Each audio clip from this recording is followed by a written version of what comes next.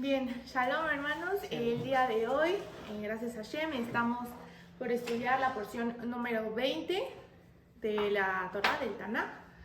Y bueno, el día de hoy corresponde, o esta semana corresponde a la porción de Tetzaveh en el libro de Shemot, es decir, Éxodo. Esta lectura va desde el versículo 27-20 al 30-10 y el significado de esta porción es mandarás. Ahorita vamos a hablar un poco más de eso.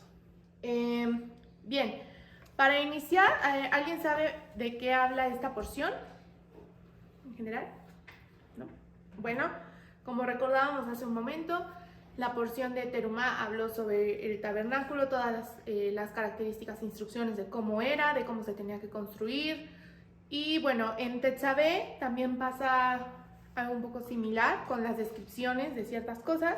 En Tetzaveh vamos a hablar acerca del aceite que se utilizaba para la menorá, los Kohanim y sus vestiduras. Los Kohanim eran los sacerdotes, que en este caso habla de Aarón y sus hijos específicamente, las labores que deben realizar los Kohanim en el tabernáculo, las ofrendas sobre el altar de cobre y el altar de oro para el incienso. Entonces también habla de del incienso y de los altares. Bueno, para empezar vamos a hablar un poquito más de esto del aceite. Si vamos a Éxodo 27-20, les voy a leer, dice: y tú mandarás a los hijos de Israel que te traigan aceite puro de olivas machacadas para el alumbrado, para encender y elevar la flama eterna.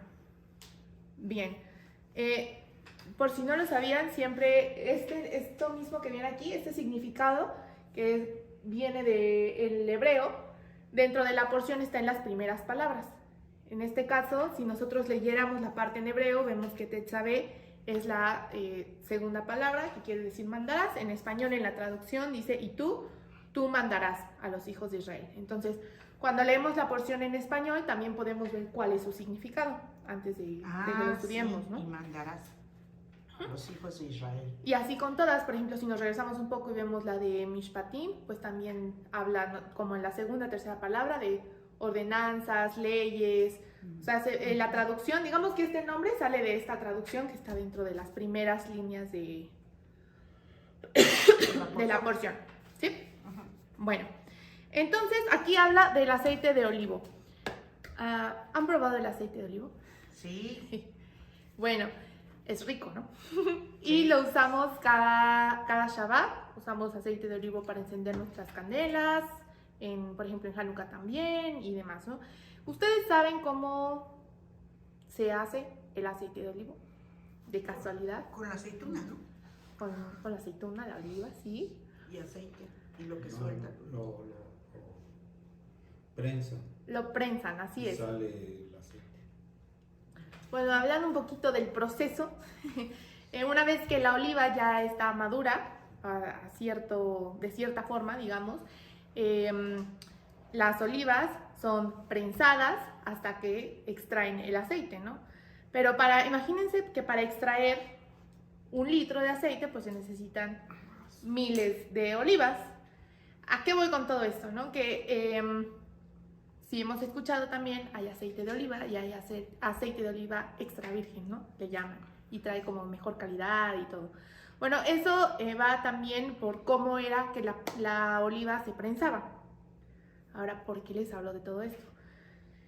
Lo primero que nos menciona esta porción es que el aceite que iba a ser utilizado para la menorá tenía que ser puro. ¿A qué creen ustedes que se refería con que tenía que ser puro? Pues tal vez su proceso que no... Que no estuviera contaminado. Que no estuviera contaminado. Ok, así es. Bueno, si lo vemos así está hasta un poco fácil, ¿no? Y llegar a la conclusión de que era así de puro.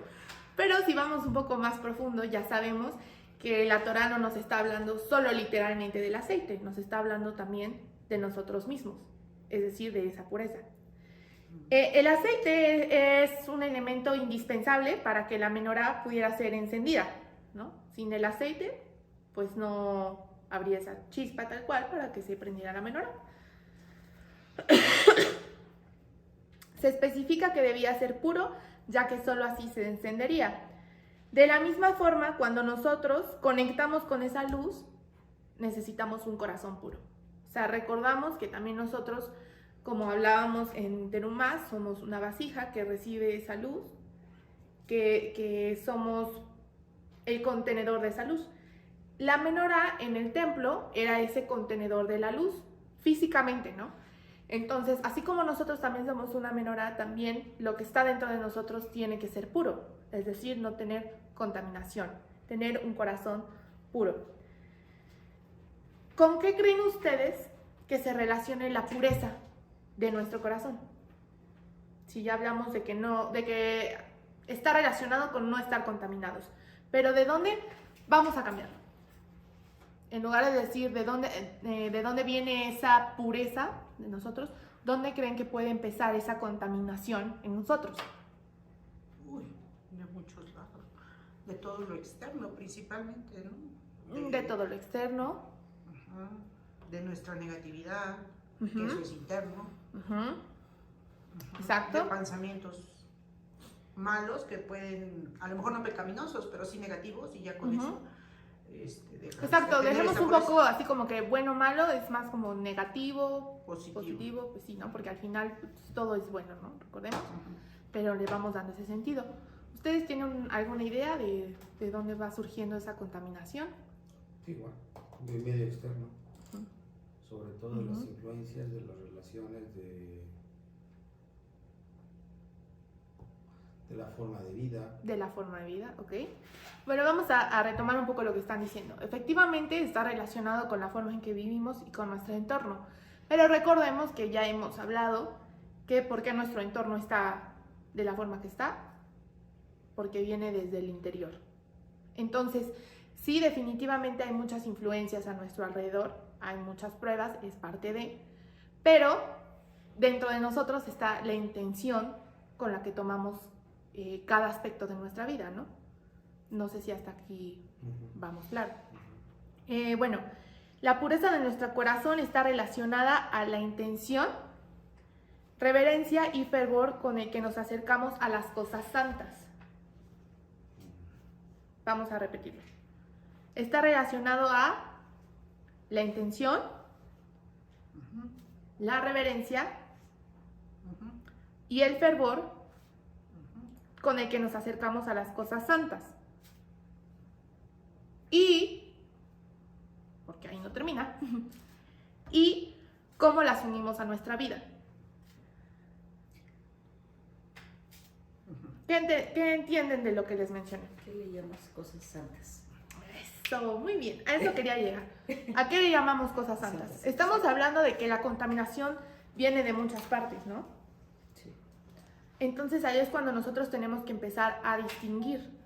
Aunque quizás nuestro entorno está así e internamente la interpretación o intención que le damos va cambiando a lo que tenemos dentro, es decir, a la luz que ya tenemos contenida, a la enseñanza que hemos recibido, porque al final, desde que nosotros nacemos, vamos creciendo, o sea, piensen un momento, y cuando nacemos estamos en blanco, ¿no? Literal somos unos bebés en blanco que no tenemos hasta ese momento tanta influencia en nuestro pensamiento, ¿no?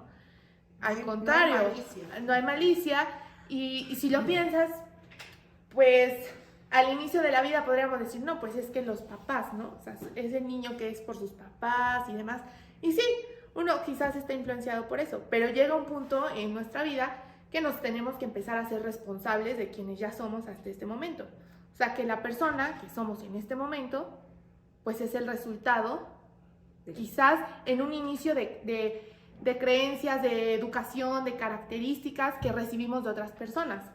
Pero en un punto empiezan a ser nuestras decisiones. Y es parte de nosotros hacernos responsables de estas decisiones. Ahora, ¿a qué iba con todo esto? Es cómo nos acercamos a las cosas santas y lo unimos a nuestra vida. ¿Qué es lo santo? ¿Qué es lo kadosh? En hebreo, santo se traduce como kadosh. Recordemos que a veces es bueno irnos a las palabras en hebreo porque... Para irnos familiarizando, ¿no? Y además de entenderlas. familiarizarnos, pues hay cosas que simplemente no se pueden traducir. O sea, bueno, mi ejemplo está muy burdo y disculpen, aquí está la Torá, ¿no? Pero es lo único que se me viene a la mente en este momento, ¿no? Pero es, por ejemplo, si uno va por la calle y le llama a una memela garnacha, ¿no? Por ejemplo. O sea, lo siento, está muy mal mi ejemplo, pero fue lo único que se me ocurrió.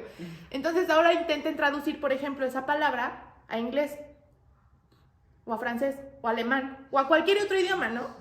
O sea, puedes llegar y explicarle a la persona, no, pues es, no sé, una tortilla con salsa y cebollita y quesito, ¿no? Así.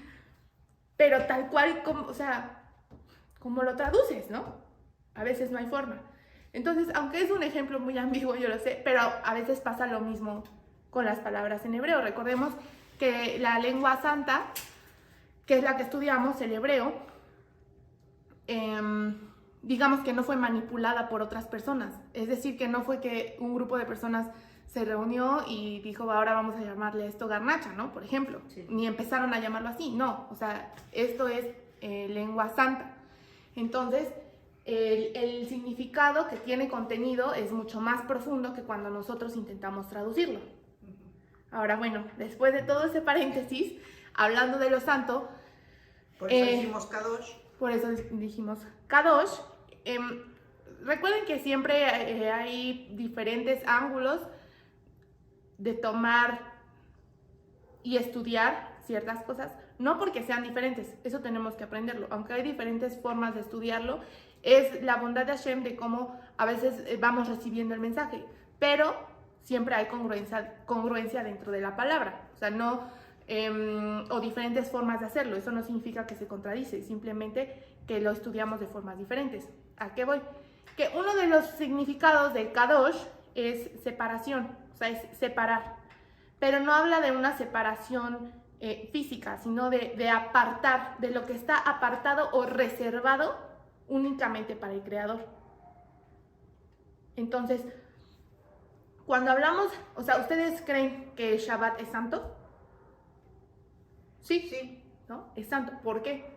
Porque está apartado para el Creador.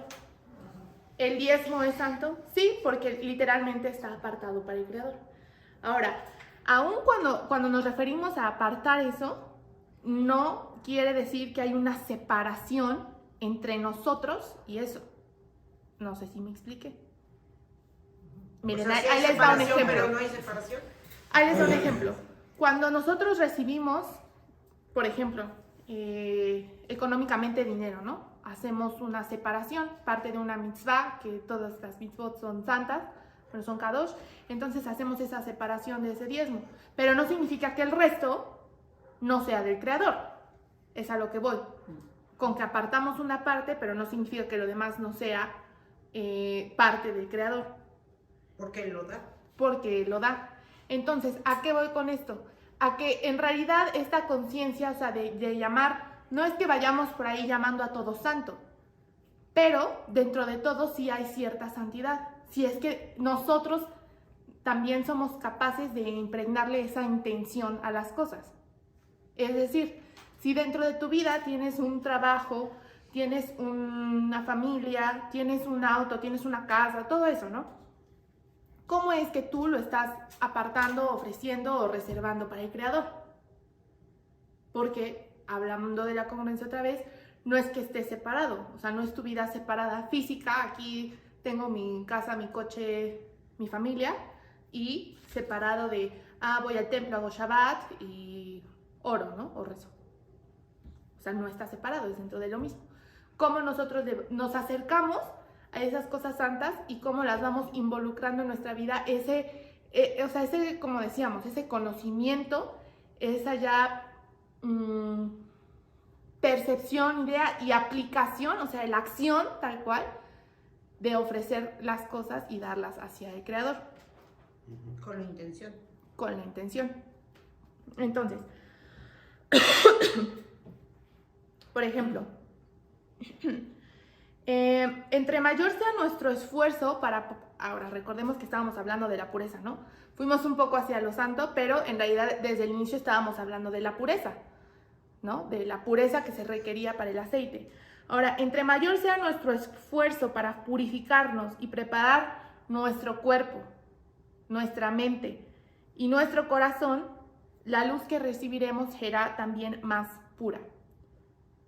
Entonces, es como cuando hablábamos del contenedor, ¿no? De la vasija en Terumá. Y imaginen que está sucia.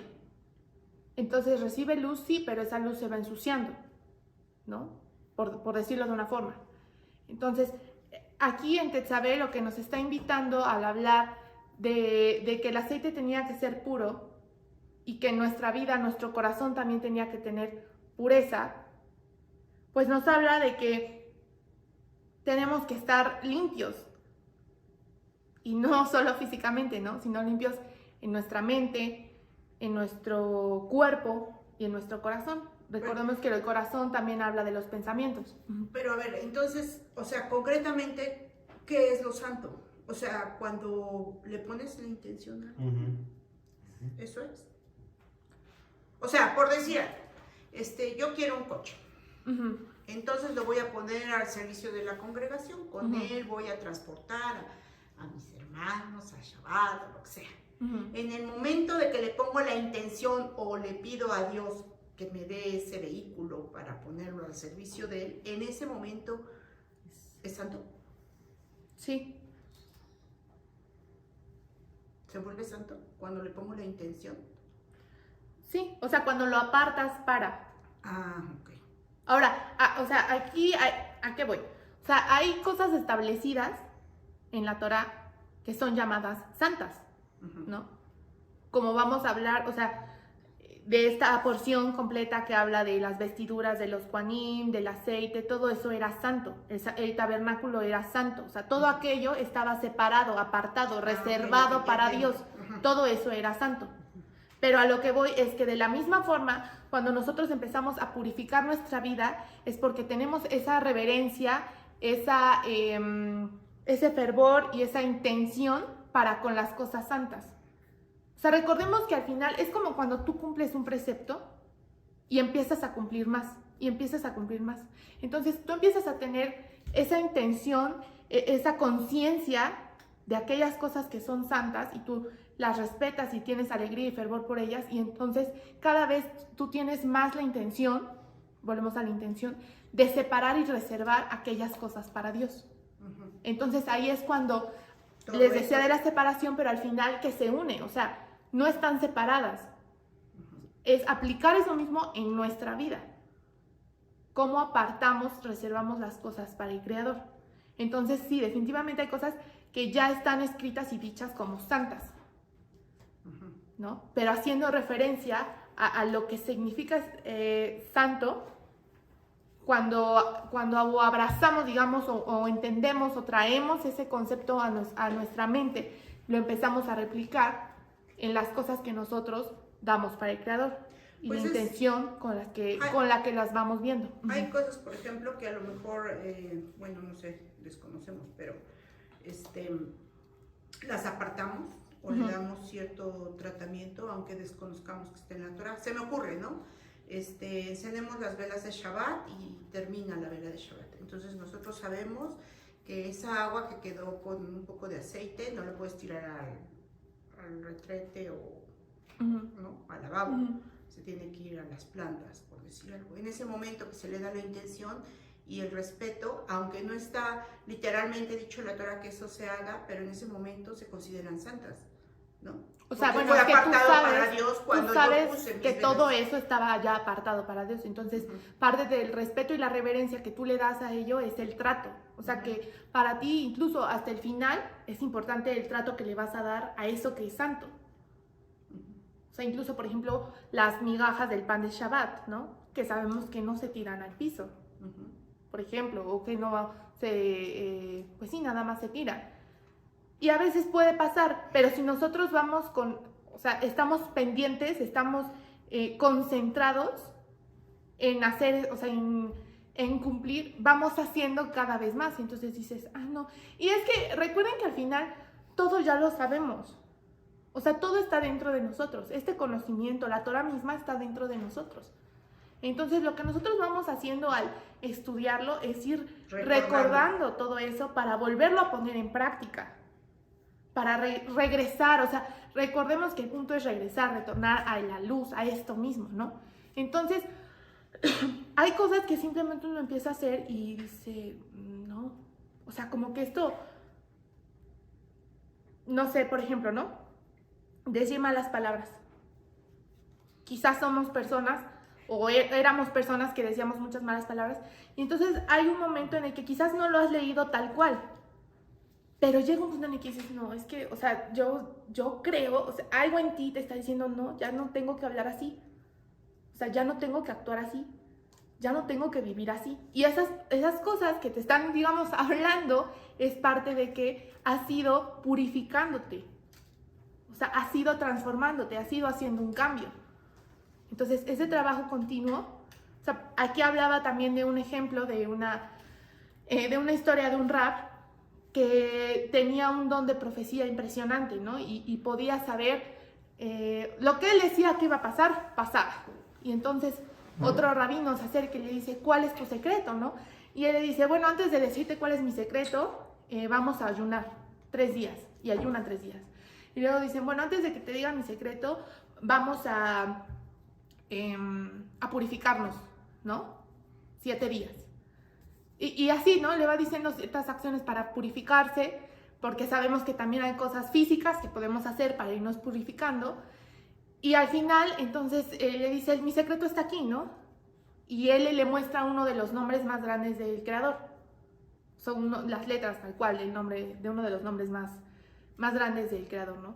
Entonces, la reflexión que hacía el rab era, bueno, era algo tan santo, pero al final es que aquel que lo usaba tenía tanta reverencia, respeto y conciencia de lo que significaba eso, que por eso podía adquirir toda la luz. O sea, ya tenía tanta pureza en su vida, en su pensamiento, en su acción, pues sí, en cada parte de su ser, en su cuerpo, que entonces la luz que percibía era más grande, no porque no estuviera ahí, sino porque estaba más limpio para recibirla. Entonces, lo mismo pasa con nosotros. Al final, todos, por ejemplo, en Shabbat, pues baja la misma luz. Para todos. O sea, ¿a qué voy? Está descendiendo esa luz para todos. Para si conoces o no conoces, si practicas o no practicas, si estudiaste la porción o no estudiaste la porción, o sea, esa luz está bajando, ¿no? Pero depende de cómo estás tú para recibirla. Y a veces no estamos preparados. Y al final, también otra parte de la que habla Tetzaveh es que, pues somos humanos, nos equivocamos, cometemos errores. Al final, parte de es ponernos por encima de esas pruebas, de esos errores, de esos deseos, para ir purificando, para ir engrandeciendo la vasija, para ir recibiendo más, para compartir más. ¿Sí? ¿Hasta aquí todo claro? Sí. Bueno, ahora, también haciendo referencia al aceite, todavía dice, el aceite debería ser prensado y puro desde el inicio. No es como que iban a ponerle así a la menorá, por decir algo, ¿no? La coladera para pasar el aceite y que no se quedara la basurita de la oliva, ¿no? No, tenía que ser el más puro desde el inicio. Esto también nos habla de que la Torah debe transmitirse pura desde el inicio, sin distorsiones o cambios que lo acomoden a estándares o pensamientos. Es decir, que también el aceite, que debía ser puro desde el principio, nos habla de que la palabra, esta luz que nosotros recibimos, tiene que ser pura desde el inicio, es pura, como decíamos, pues sin contaminación, ¿no?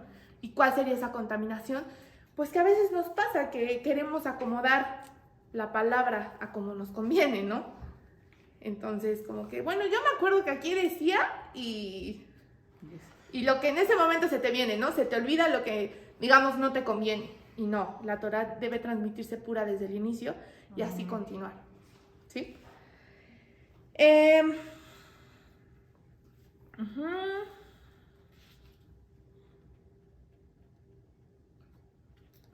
Ajá, esta porción hace referencia a todo aquello que era santo dentro del templo y cómo debía ser purificado.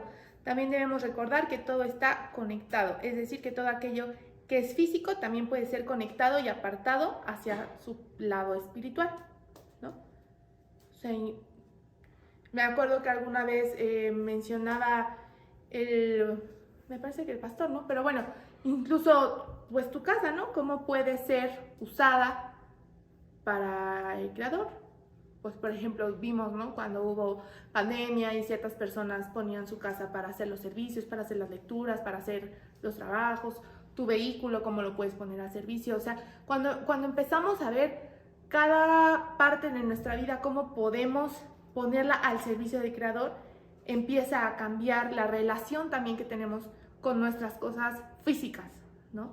Entonces, si tienes un carro y dices, ay, no, ya la gasolina ya subió, no puede ser, y es que antes lo llenaba con 100 pesos y ahora lo lleno con 500, y entonces estás así, ¿no?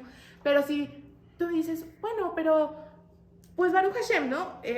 Voy a ir a Shabbat en mi carro este fin de semana, ¿no? O voy a llevar al hermano que no tiene carro y vive a 3 horas, lo voy a llevar a su casa, ¿no? Por ejemplo. Y eso entonces verdaderamente es ¿cómo se dice? O sea, no es ejemplo, ¿no? Me refiero a que me ha pasado, pues, o sea, que lo haces y entonces dices, hasta rindió la gasolina, ¿no? O sea, y ni lo piensas, y no es que lo hagas porque me rinda la gasolina, no, sino que lo haces y después dices, wow, o sea, hasta rindió, hasta cambió, ¿no? O la comida de Shabbat, que la estás separando, que le estás preparando, que le estás dando, inyectando esa intención, y hasta te sabe más buena y demás. Como dice simple, ¿no? Lo haces de corazón. Lo haces de corazón, exactamente. Exactamente. Bueno, ahora continuando, hablamos un poco del sumo sacerdote. Nos habla de todas las vestimentas que debía tener el Cohen Agadol, o el sumo sacerdote, en este caso Aarón, para poder estar al servicio del Creador.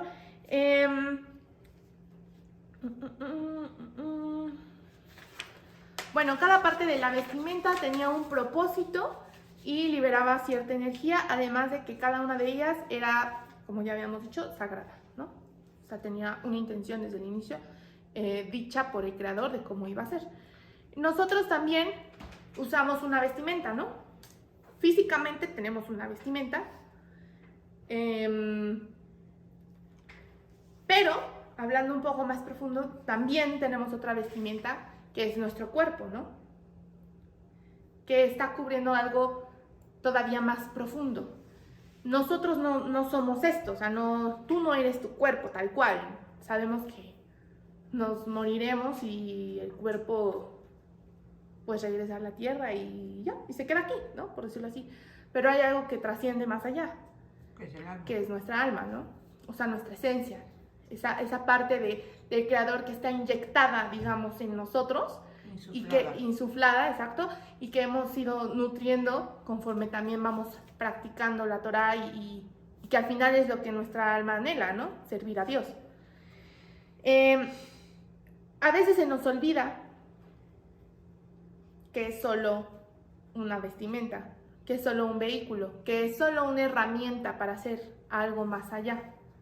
Hablando un poco del propósito que nosotros tenemos, ¿no? Aquí.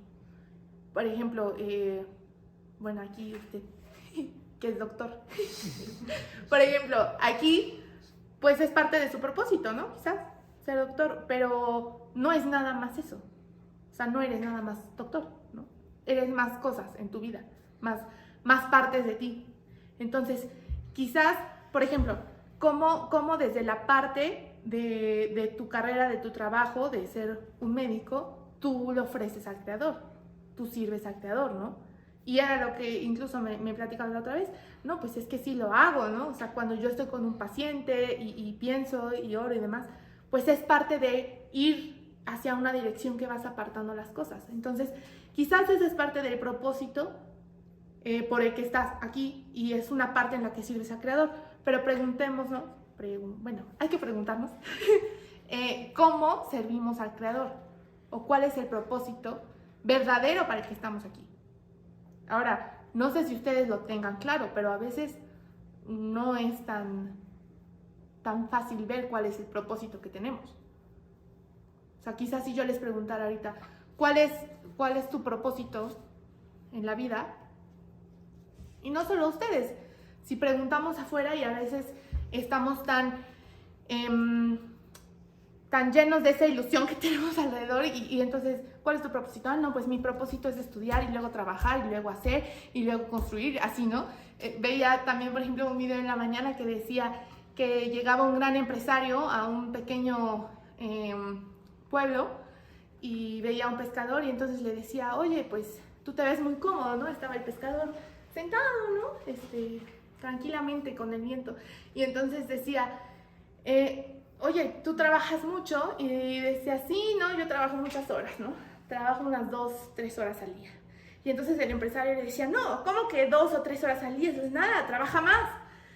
Y dice, no, o sea, yo trabajo 2, 3 horas al día. Y dice, ¿qué haces con tu tiempo libre? No, pues después yo voy, paso tiempo con mi mujer, como con ella, disfruto mi tarde, y luego me voy con mis hijos y paseo con ellos, ¿no?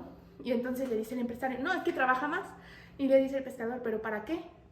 Pues para que en lugar de tener tu bote ahora tengas uno más grande. ¿Pero para qué? Para que puedas pescar más. ¿Pero para qué? Pues para que tengas ahora una tienda y entonces vendas en una tienda. ¿Pero para qué? Para que después entonces pongas 10 tiendas y puedas vender todavía más. ¿Pero para qué? No, pues para que después tengas más dinero, más recursos y puedas empezar a viajar. ¿Pero para qué? No, pues para que después te conozcan en otros lados del mundo. ¿Pero para qué? Y le dice, no, pues para que entonces llegues a los 65 años, te puedas jubilar y puedas empezar a pasar tiempo con tu esposa y puedas ver a tus nietos. Entonces te empieza a decir, y entonces el pescador dice, ¿pero para qué? Si lo hago, ¿pero lo para puedo qué? hacer. Si yo ya lo estoy haciendo, ¿no? Sí. ¿A qué voy? Que si a veces salimos, estamos tan corriendo con esa misma inercia que te dicen, ¿y cuál es tu propósito? No, pues mi propósito es hacer y trabajar y esto y el otro y crecer y tener éxito y tener dinero, por ejemplo, ¿no? Pero si nos sentamos un momento, ¿cuál es el verdadero propósito para el que estamos aquí? Ahora, ¿por qué les estoy hablando de esto? Los Juanim hacían varias cosas, ¿no? Si nos vamos a Tetzabé y vamos leyendo, ellos ofrecían los sacrificios, levantaban el incienso, eran los sacerdotes, ¿no? Ellos hacían todo, bueno, la gran mayoría del servicio al Creador dentro del tabernáculo, ¿no? Regresando un poco a nosotros, ¿cómo nosotros servimos al Creador? Antes de que me respondan. ¿Ustedes creen que el Creador necesita de nuestro servicio? No, pues no. No, pues no. Bien rápido, no, pues no. Pues no. Nosotros necesitamos de él. No, exactamente. ¿Para qué servimos a Dios? Para reconocerle, para adorarle, para... Pues más que nada para reconocer su grandeza, ¿no? Sí, sí. Pero, o sea que, por ejemplo, danzamos, ¿no? Y nos alegramos, y lo alabamos, y exaltamos su nombre. Pero así que, ¿y para qué? O sea, me refiero a que... ¿creen que eso engrandece al Creador? O sea, eso puede... ¿Qué le agregamos al Creador? No, pues no puedes agregarle nada a lo que ya es infinito, ¿no? O sea, no se puede. Si nosotros habláramos de un rey terrenal, de un gobernante o lo que sea, y llegaran y le ofrecieran y le dieran, pues obviamente podría engrandecerse más, ¿no? Y podría querer más gloria y reconocimiento, pero pues esto no funciona así con el rey, pues con Hashem, ¿no? Con el Creador. El servicio es en primer lugar un beneficio para nosotros mismos, es decir, para la persona que lo hace. Al hacerlo podemos asemejarnos al Creador. Este es de los principales propósitos del servicio, ¿no? Que por medio de él nos asemejamos al Creador. Y esto resulta en una ola que se expande y genera que varias personas comiencen a actuar de esta misma forma. Es decir, yo sirvo al Creador porque anhelo asemejarme a él. Recuerden, ya hablábamos de esa línea de esa luz que va bajando. Entonces, el Creador da, pues yo quiero ser dador, ¿no? el Creador es misericordioso, yo quiero ser misericordioso. ¿Y cómo vamos logrando eso? Pues por medio del servicio, ¿no? Y el servicio, sí, o sea, sí, aunque es un beneficio para nosotros, lo hacemos hacia el Creador, porque si no volvemos a lo mismo, sería simplemente un deseo de recibir muy egoístamente, ¿no? Como voy a servir a Dios porque yo recibo una recompensa. No, no es así. Lo hacemos de todo corazón, lo hacemos con pureza en nuestros pensamientos, en nuestro cuerpo, en nuestro espíritu, en toda la parte de nuestro ser, para el Creador, y eso a su vez permite que nos asemejamos a Él y que entonces, lo más importante, eso se empieza a replicar, ¿no? Entonces, yo sirvo al Creador por ejemplo, ¿no? Lo que hacemos aquí. Esto también es un servicio al Creador. Entonces, el Creador, digamos que Él no necesita que nosotros estudiemos y nos sentemos a estudiar. O sea, como, pues no es que Él lo necesite. Nosotros lo necesitamos, ¿no? Pero imagínense que lo estamos haciendo y entonces que ahora ustedes van y hablan de esto mismo, de esta misma enseñanza con sus familias y luego sus familias con sus compañeros de trabajo y luego sus compañeros de trabajo, y entonces empieza a ser una ola que es como cuando cae una gota, ¿no? Una piedrita en un río y se expande y se va haciendo cada vez más grande. O sea, así de poderoso puede ser el impacto, ¿no? Al que podemos llegar de servir al Creador. Y como hablábamos anteriormente, pues no lo hagamos solo por nosotros, sino por los otros, ¿no? O sea, unos por los otros. Y de veras, a veces suena muy fácil decirlo, pero sabemos que al momento de aplicarlo, no siempre nos resulta tan fácil. Esa es la verdadera prueba, ¿no? Ahora, el servicio también manifiesta amor y agradecimiento. Si nosotros nos vamos a Gálatas 5:13, dice: hermanos, ustedes han sido llamados a la libertad, solo que no usen la libertad como pretexto para pecar, más bien, sírvanse los unos a los otros por amor. Entonces, como ya sabemos, nosotros, el Creador nos ha dado esa libertad de elegir, ¿no? De ir tomando decisiones, es decir, pues la decisión está en hoy, pues sé que estas chalupas tienen manteca, ¿no? Y carne de cerdo. Entonces, vuelvo a lo mismo, quizás es un ejemplo muy ambiguo, pero a lo que voy es que en ese momento tienes la decisión, ¿me lo como o no me lo como? Y al final, no es que en este momento el Creador te va a mandar un rayo porque te lo comiste, o sea, no funciona así. Pero el Creador es tan misericordioso que te está dando la libertad de elegir.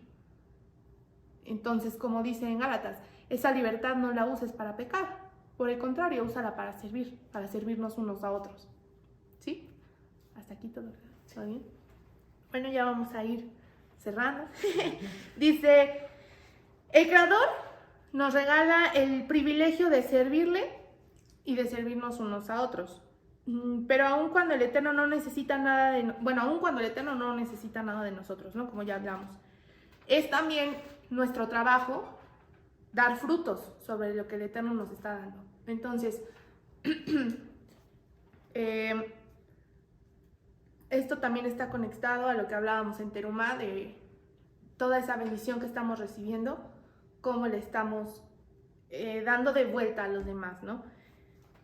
Si nos vamos a Lucas 19, del 12 al 28, me parece, les voy a leer este midrash, esta parábola. Dice: cierto hombre nacido de la familia real viajó a un país lejano a recibir un reino para sí y volver. Bueno, para empezar, ¿alguien ha leído esta parábola? ¿O ha escuchado de ella? Bueno, se las voy a resumir un poco porque aquí me explica diferente. ¿Mande? ¿Lucas qué? 19, 11 al 21. Bueno, aquí está hablando de que este hombre, nacido de familia real, dice, viajó a un país lejano a recibir un reino para sí y volver. Y llamó a 10 de sus siervos, digamos, y les entregó 10 maní, 10 minas. Bueno, entonces, retomando un poco de la parábola, el primero llega y le dice: de los 10 minas que tú me diste, tengo 10 más. El segundo llega, le dice: de las 10 minas que tú me diste, tengo 5 más. Y llega el tercero y le dice, de las 10 minas que tú me diste, pues tengo las mismas 10, porque como me dio miedo, como digamos, como eras, no hice nada. O sea, las guardé nada más. Entonces aquí le dice este noble, digamos, le dice, ¿cómo es posible, no? Que tú no tienes nada para mí. Lo hubieras puesto en el banco para, aunque sea yo, recibir ese dinero. Entonces le dice, de lo que yo te di, las 10 minas que te di, que se las den a aquel que tiene 10 más, ¿no? O sea, el primero. Y entonces algunos le dicen, pero ¿cómo, no? Si ya tiene 10 más. Y entonces el noble dice, sí, pero al que permítanme, porque mejor se los leo. Aquí le dice el siervo que no le dio nada, dice, porque tenía temor de ti, pues eres hombre de fuerte carácter, que tomas lo que no pusiste y ciegas lo que no sembraste. Le dijo, siervo malo, de tu boca te juzgo. ¿Sabías que soy hombre radical en los asuntos del reino, que tomo lo que no puse y cosecho lo que no sembré? ¿Cómo entonces no pusiste mi dinero en el banco? Y yo, al regresar, habría tomado lo que me pertenece con sus intereses. Y a los presentes dijo, quitadle y dadlo al que tiene 10 maní, o sea, 10 minas. Y le dijeron, pero ella tiene 10 minas. Os digo que a todo el que tiene le será dado, mas al que no tiene, aún lo que tiene le será quitado. O sea, esta es la parte más importante, ¿no? Bueno, la parte a la que quería llegar. Os digo que a todo el que tiene le será dado, mas al que no tiene, aún lo que tiene le será quitado. Hay diferentes formas de estudiar esta parábola, ¿sí? ¿El por qué? El por qué quitarle, ajá. ¿no? Bueno, ¿a qué iba con este versículo, con esta parábola y qué es lo que a veces nos pasa? El Creador nos ha dado dones, ¿no? Nos ha dado talentos para servirle, para cumplir con ese propósito que Él nos ha asignado. Y preguntemos de aquellos 3 siervos, ¿quiénes somos, no? Con lo que nos ha dado, lo hemos multiplicado. Con lo que nos ha dado, pues le hemos dado un poco más.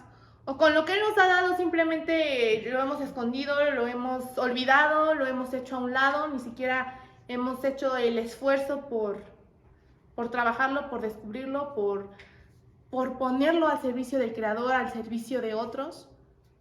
Y por eso hace un momento les hablaba del propósito, ¿no? De preguntarnos cuál es el propósito que tenemos para con el Creador, para con los demás, ¿no? En este mundo. Y bueno, para cerrar, como les decía, Tetzabé también trae otra enseñanza que está alrededor de todo esto, y es que ya sea compartir o recibir la luz, servir al Creador y a los demás, o cumplir los preceptos y estudiar la palabra, somos humanos y justamente pues este es el desafío, ¿no? Para el que estamos aquí. Tenemos nuestros propios deseos, tenemos esa parte de nosotros que parte de nuestro ego que nos dice, no hagas esto, no compartas esto, no, pero ¿para qué sirves? No, pero ¿para qué haces Shabbat? No, pero ¿para qué comes kosher? No, pero ¿para qué vienes a estudiar? Pero así, ¿no? ¿Para qué? ¿Para qué? ¿Para qué? Mejor para ti, ¿no? Entonces, pues sí, lo tenemos en nuestra vida y va a estar presente, es parte también de nosotros, pero el verdadero reto, el verdadero parte de ese propósito es que con la esencia de quienes somos podamos ponernos por encima de esa energía, ¿no? Pues sí, vamos a fallar a veces, pero también por ello el Creador nos ha dado una herramienta tan poderosa que es la Teshuvah, que después hablaremos de ella, el arrepentimiento. Bueno, lo traducimos como arrepentimiento, pero tiene un significado más profundo. Pero pues habla, ¿no?, de acercarnos con el Creador y que Él en su misericordia nos permite seguir aquí trabajando, ¿no? Nos permite seguir, digo, cometemos los errores y a veces nos paralizamos, ¿no? Y decimos, ay, ya, pues me equivoqué y pues ya no lo hice, pues ya lo sigo sin hacer.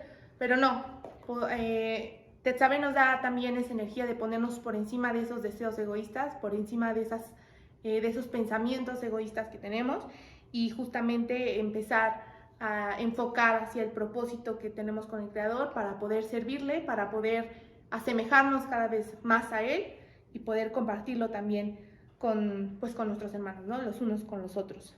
Y bueno, eso es todo. No sé si tengan alguna duda. No. ¿No? Bueno, pues shalom. Shalom. Shalom.